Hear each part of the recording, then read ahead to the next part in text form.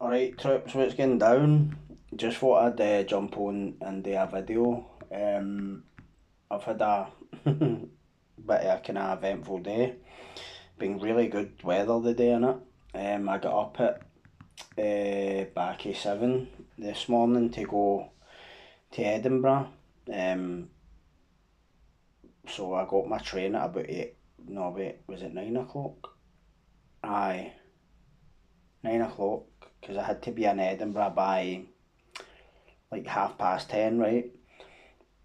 And I was kind of glad for the later start because the last time I went up, I went like during rush hour and when everybody's going to work and going here and going there, and I was just like, what? Just hate being on, see, like packed trains, packed buses, packed anything. Just don't like it. But I managed it. But we we we finished it. Say 1:30, right? So I had to get the train back to Bells Hill and then get my connecting train back home, right? And when I was making the journey back, I got off at Bells Hill and this place is like something out of a fucking horror film. It's like something out of North Korea. It's like a train station with a wee office and shit, but there's nobody there ever. But today somebody was there. It was this this way above average looking blonde lassie, right? And I'm like, yeah, when's the train going to so and so? And she's like, well, that's not going to be here for another like 2 hours. I was like, what? Are you fucking shitting me, man?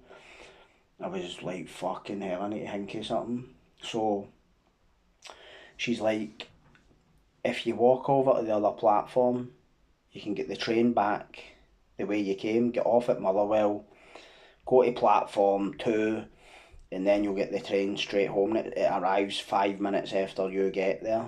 So I'm like, right, just go up the stairs and cross the bridge. She says, no, you need to go out the station, walk right round because the stairs are being reconstructed. They're all rust or whatever, right? So I'm like, fuck me. Walks away round to the other platform, got to the train to Motherwell, goes to platform 2, missed the train, right? So I'm like, to one of the people, the stewards at ScotRail, like, listen, where can I get a train, blah, blah, blah. And I explained to them what had just happened, and they're like, oh, that train will not be in here for another 45 minutes. And I'm like, fuck off, man. Like, what?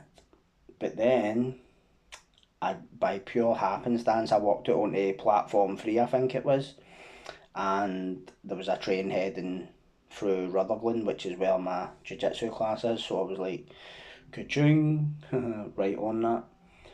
But and I just walked it back there. It's a beautiful day today, man. But the whole point of me telling you is that, right, was because like you getting on a train, getting on buses, and making travel arrangements to go wherever. That is the most fucking stressful thing that I could do. That and going food shopping. And I'm not gonna lie, the last time I went to Edinburgh, which was it last Thursday, Friday, something like that, I had a bad panic attack on the way back. There was just too many people standing next to me. Now, if you see me taking a panic attack, you probably never know. But it's just no a good feeling. Um, Especially when you're far from the house, right? This is like my bubble, my comfort zone, whatever. And somebody said to me one time, I wouldn't tell people I get panic attacks. And I was like, why not? He's like, oh, because they might think this and think that. It's like, let me tell you something, mate. See, what really kind of I find hard to figure out. See the situations that I panic in, as opposed to the situations that I don't panic in. They're back to front. Um, if you can follow what I mean by that. So like mundane everyday shit, like going to the store for milk and eggs. I need to go buy bread. Um, Need to go to the dentist. need to go and book a train ticket. That fills me with absolute fucking dread. But then I could walk down the shop and somebody might come across as like they're about to start fighting, they might have a weapon or whatever, and there's just this serene calm, almost like a laser like focus. It's like I don't see or hear, the only thing I'm seeing is the threat. There's no, there's just nothing there, but it's like being alert. No, the the the thing that causes your anxiety attacks is basically your fight or flight response kicking in, right? When there's no threat in front of you. So if you're taking a panic attack, they're saying basically the thinking is that your fight or flight's kicking in, like fucking heart racing, sweating, whatever, racing thoughts. Um, but there's no threat in front of you. It's basically like some sort of kind of embedded trauma fucking response or some shit, right? Um, but it should be the other way about. The fight or flight response should kick in when, like, say I walked into my local shop to buy fucking beer, bread, Botox, whatever, and somebody's like fucking, see, like right in my face, or like they look like they're about to get in my face. Doesn't, I don't know. It's just I'm just back to front. I'm a mixed bag, I think. But the the thing that I wanted to talk about today, right, is actually a guy that I've did a video about before. I think it was months ago, right? William Beggs, the limbs in the Loch killer. No, just a wee bit of background. Excuse me. For those of you that don't know who this pervert is, William Beggs is a serial sexual predator um, who targeted male victims. So he's a homosexual thrill killer, basically. Gets a kick out of murdering people, right? Now remember, this is his psychology. I'm just no framing it in any kind of psychological language, because even somebody that's done that degree, like, see when they start speaking that way, I'm just like, oh, for fuck's sake, man, my head's gonna bust.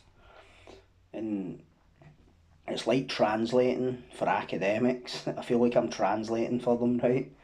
Um, so he's a definitely an apex. I would say definitely an apex predator, psychopathic without a shadow of a doubt. And he was actually born and raised in Northern Ireland, right? But some of the, we'll call them the friends of ours, they more there, don't know what side it was, if it was green or orange. He's been marched out of there, chased out of there, right? Obviously they've been on to him, right? Because somebody like him would storm right out in a community like that, where everybody's watching everybody, you know what I mean? Like, out here he'll blend in. But anyway, um, he came to the UK mainland to live, and I believe that he was active in politics and all that, which wouldn't surprise me with a power hungry psychopath like him. Usually find that a lot of them want to join like the police or somewhere where they've got a lot of power. Might take them a bit longer to get it in politics, but the thing with politics is there's a lot swept under the carpet, but we'll not go there. So this fat bag of washing was charged and subsequently convicted for murdering a guy, Barry Oldham, I think his name was, 28-year-old guy. He'd left him mutilated on a Yorkshire moor, like a beauty spot. He was tracked down, charged, convicted, sentenced to life in prison, right? Now, this murder happened in 1987 or 1988, right? Within a few years, this fat cretin has won his appeal. He's appealed his conviction and he's overturned it and been freed. That would be like letting Freddy Krueger out. Just, know what I mean? Legal system's fucked up at times, man, know what I mean? Sometimes it puts the wrong ones in, the right ones out, if you get me, know what I mean? Fucking, like what? But when he was released for the English system, he came to Scotland and purchased a property, a 2 bedroom property in the Ayrshire town of Kilmarnock. I actually used to live in Kilmarnock, but it was in the gated community, but I have a lot of fond memories that place. I know it might sound crazy, but met a lot of good boys there. Some crazy days, man. Good laughs. And it sounds mad being able to say that about a prison, you know what I mean? And the kind of the scary thing about it was, I'm sure it was the day I landed in Kilmarnock. Some guy got um, got dealt with in B Hall, so I was in C Hall. C Hall was for long term, C and D, and some guy get like spiked fuck out of in B Hall, man. They had to get the jumper cables. So that was like my first day there, but obviously it wasn't related to anything that I was doing, so you kinda don't kinda get involved, get bothered about it or whatever, but just my think that could be going on round about you and it's normal. It's no, it's like what know how in Goodfellas when they say shooting people's no big deal. Well, see in prison, there's all this stuff, and that's no saying it in a callous way. Just means like it's happened to us about 20 times and I've done it like 13 times, so like, do you get what I mean? Nobody cares, man. It's a horrible place sometimes, man, letting that sense. But this William Beggs has purchased a four in a block. It's like an apartment, a 2 bedroom apartment. The upper level, um, and he'd actually been convicted of another attack on a male in between both murders. Um, and I don't believe for a hot minute that a guy like him could get out of prison, say in 1990, whatever, and after he's committed, so in between doing the first murder, right? So say it was like 3 years, or 4 years, then he was convicted for something else. Say he was in for 5 years, then get back out, and he was out for say 4 or 5 years, and then done another murder. I don't think see they 2 5 year gaps. There is not a fucking hope in hell that he hasn't got other victims. I would bet anything you want. But he's purchased this house and he's went back to this house when he got released from prison after the assault. He'd lured the guy back to his flat, drugged him, assaulted him, was slashing at his legs. Guy woke up, ended up full of the adrenaline and ran and dove through the front window and landed on the concrete, let's say 15 feet below, 20 feet, whatever it was, right? So he was sent to prison for that. And when he got back out, he went back to the same address because he'd purchased the house. And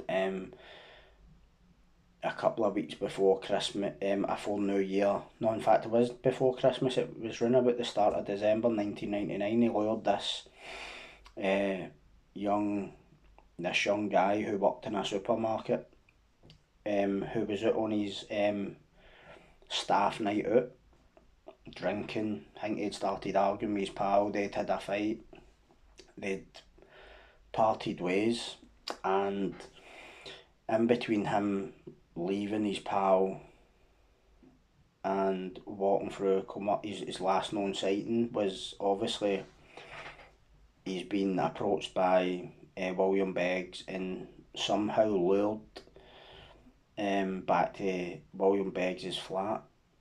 Now, I have always said that this particular case just there's something about this that just gave me nightmares. And I think it was to do with the fact that when you read what happened to him, and the fact that it wasn't in some remote cabin, it wasn't in a secluded area, it was in a built up street. He had a neighbour underneath him, neighbours next door to him, so and to think how defenceless that boy must have been,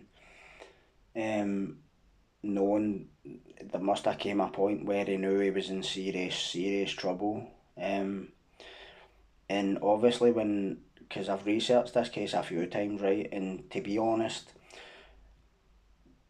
after the last time, I just kind of stay away from it as much as I can, excuse me, just for the fact that this guy reminds me of the worst of the worst. Like, he's almost like a Gacy and a Dahmer rolled into one person. What I mean by that is the sexual sadism, ante-mortem, like before death, and the dismemberment post-mortem. So he's obviously getting a thrill, enjoyment out of, like, basically drugging, handcuffing, and sexually assaulting a young guy. Boy was only 18, and this fat fucking clown was, what, 36, 37, something, I don't know, something like that. So, and the fact that this boy was seriously drunk, like, it was meant to have been, and it had a good few drinks, right, as you would in your staff night out, common occurrence. And who the fuck's gonna be thinking they're gonna walk into somebody like this? You always think, this will never happen to me, this will never happen to my kid. But it gives me the heebies. So when he's dismembered this boy, there wasn't long before, obviously, the police have started doing a bit of digging and wanted to question him. But the thing about the flat was the house, right, where he'd done this, he'd repainted it and see all that shit, like, try to cover it up. They found 17 different types of human blood. So that's imagine they found 17 different types of DNA. They couldn't link them to anybody, even the people that he hurt. So, whose blood is it? Do you know what I mean? And the thing that was in the papers was the Shadow Justice Secretary for Scotland. I can't remember their name. Is it Dowie? Is it Susan Dowie? Sharon Dowie? Fuck no, something like that, right? MSP, Tory. She's apparently came forward and said, why are we not seizing that house, that property, when William Beggs has cost the UK taxpayer over £1 million in legal fees? And that's no including the money it kept the taxpayers had to spend to keep him in prison. That's separate. So we're talking, say, he's been in prison, say, 25 years nearly. We're talking, it's got to be about £1 million easily, innit? Fuck knows, I don't know the going rate for keeping you in the slammer these days, but anyway, and I think that's such a good point, because this is the thing with me, right? I'm no right wing, left wing, centre fucking left, centre right. Just show me the situation and I'll tell you my views on it. So we have a Tory MP, a Tory Member of Parliament, right, saying the government should be seizing William Begg's house on the grounds that we've had to pay over $1 million in legal fees for that fat fucking ball of shit. In the time that he's been in prison, because he complains about everything. Apparently he's a fat whinging piece of gobshite, man. But we have a Tory MP saying this, and people that live in the areas that I've lived in all my life, almost nobody I know votes for the Tories. The Conservatives, like, nobody votes for them. They're not popular in Scotland. So there's me agreeing with a Tory is the point I'm trying to make, that just show me the situation. Doesn't matter who the politician is. If you come out and tell me we would like to implement this as policy, or we would like to do this, then I'll tell you no, that's no right, or I would say aye, that's what I would be okay with that. And the thing is that, why was this fucking property no seized in the first place? Because you need to remember something. Not only is there been, right, he was convicted for one sex attack that happened in this house, right? But surely there's got to have been a lot more than that, because there was 17 different types of blood, and which his fucking predilection, slashing males when he's doing shit to them in their sleep, when they're what. So not only that, he's lured an 18-year-old boy back to his house, drugged him and all the other stuff, then killed him and dismembered him inside this house. So, like, what more reason do you need to seize that? Oh, we can't breach his human rights. Fuck his human rights, he's not even human. Fuck's sake, you need to be human first. And this is the mad thing about the law, innit? It's like, I don't know, right? The place where this house is, it's not really that. Nothing stands out about it. It's no run down. It's no. Doesn't look. There's no gunfights and knife fights, and just like, looks like a decent area, if I'm being honest. And to think that that boy's family have lived there in Kilmarnock all this time, and that property's never been demolished, seized, like, what, because his fucking mob bought him it, or his dad bought him it with his trust fund, or whatever the fuck, because it wasn't illegal money. Let's just let him keep it. I don't know the ins and outs, but get that fucking house fucking ripped off him, man. Know what I mean? Take his eyeballs as a down payment, is what I say, man. Know what I mean? I know that sounds a bit fucking Attila the Hun, but see, when you're dealing with somebody like that, man, all bets are off. It's like, it would be like a terrorist blowing up a fucking building with, let's say, like blowing up a football stadium with 60,000 people in it, or 80,000 people, but then when they get to the police station, they're asking for their phone call and their human rights. Not like, you fucking kidding me, man? Human rights, yeah, cunt. Fuck. But that's the point I'm trying to get at. And I would like to think that wasn't just a kind of a piece about, oh, look at us, we're trying to, no, just take the fucking house. You'll find a way. You're the government. You date any other time when it's wee Joe for the scheme, doing a bit of this and a bit of that. You're no slow in taking it then, are you? But in the frightening footnote that I want to add to this video is, this fat scumbag is eligible for parole. And as somebody that's well versed in the machinations of the Pro Board for Scotland, I mean, I had a fucking season ticket for the Pro Board, man, but didn't do me any good, did it? But that's another story. Surely there is no way somebody who's capable of doing what he done could ever see the light of day. I do hope that's the case, because apparently he's refusing to conduct offence focused work and all this shit. So, like, for example, see, when I was in shots, I had to do this course called the Violence Prevention Programme, designed by fucking Dr. So and so of fucking Harvard and all this stuff, right? And you're sitting on it with guys that are all doing bigger sentences than you. They're all, like, I was on a group of 10, and the lowest sentence in this group was 10 years, double figures.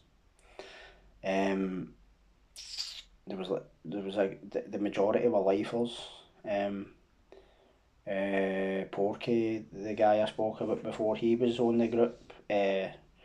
So you have to sit and talk about. It was almost like a psychology course. You had to sit here every day for 6 months doing this course. And as I'd said before, there was criteria for this course. You couldn't just go on it if you had, say you had an assault, you were convicted of assault. You just couldn't, even if you were only convicted of murder. This course was set out for repeat offenders. No, oh, my name's Chris, I'm in for murder, but I've never been in prison before, I've never even had a parking ticket, but I'm in for murder. That wasn't the criteria to go on this course. You had to have a pattern of violence, right? But then they changed it to anybody could do it. The guy who was in for assault, like, just trying to fucking justify their funding or whatever they were doing. But my point is, it's very, very unlikely you will ever see parole if you refuse to do these courses. And I hope that's the case with this fucking fat scuzzball. But sometimes you just never know what way the wind's blowing with that parole board, man. And I think that if anybody ever signed off, I don't see it right, but you never know with them. I don't see MD signing off on his release, man. And I hope I'm right. Nobody like him should ever be able to walk, never mind walk the streets. That's just me being serious. I'm being deadly serious about that. I can't wrap my head around it. But here's hoping that something will happen, and because I'm sure there's a thing called clawback. So say for talking sake, you made a claim against the prison, right? And you won that claim. So say something happened, there was an incident, you broke your arm or your wrist in the midst of being moved from one part of the prison to another, but you had to use legal aid to put in that claim. Well, the legal aid have a mechanism called clawback, which means, say you're awarded £5,000, right, and your legal fees were 3,000, you're only getting £2,000 reward compensation. Do you get me? So why the fuck can they not do it with him? Why can they not say, here, we need to claw back some of the money we've spent on you, you fat tadger. We're taking your gaff, because this is the one wee bit of power he's got left, unless obviously there is other unidentified victims. And especially these types, the sexual sadistic psychopaths, they love power, man, trust me. That's what it's all about. It's not about sex, it's about power. Absolute weakling of an individual. Fucking snap his arms off like a chicken wing, man, innit? Sorry about that. Just intrusive thoughts are kicking in. Fucking hell. But aye, so bit of interesting info for today. But it's getting nice and dark now. Better off that way, I think. But I hope you like that. I'm going to try and be back on tomorrow. I have that BBC Sounds podcast tomorrow. Kind of looking forward to it. They want to talk about gang fighting and gangs this and that, and I'm like, but it'll be interesting because know what it's like. You know what I mean? It's still happening just now. It's just changed face. The same stuff. Do you know what I mean? Just didn't disappear. When I was a kid, and it was there before I showed up. So I'm hoping that I'll maybe come on tomorrow night and do a video about something, because there's all these things happening I want to do videos about, and some of them I'm like might be a bit too early, you know what I mean? But aye man, this is the thing about reporting on crime or whatever. Crime will never stop. Crime will always be here, and it always has been here. It's just the nature of a lot of humans. Some of them just hide it better, and some of them just don't get caught. Do you know what I mean? I don't believe for a second that there's people who have no ability to commit crime, and then there's people like me who have been in prison. I don't believe that for a second, man. Everybody, every human being on this planet has the capability to commit violence, severe violence. It doesn't mean to say they'll go and do it, but they have it. Trust me, it's the nature of man. There's no denying this, and I'll never hear any different. Even if you were Gandhi and you told me, oh, didn't you explain to me and you sounded, I believe everything you're saying. But if you decided, if you snapped, if something happened, you could still do it. So, you know what I mean? But enough of the deep shit. I will let you go, and I'll probably jump back on tomorrow and do another video and let you know how my podcast went. Hopefully I can squeeze a wee class in before it as well, you know what I mean? Keep these days busy. So you all have a good night and take care, and I will see you next time back on. Catches.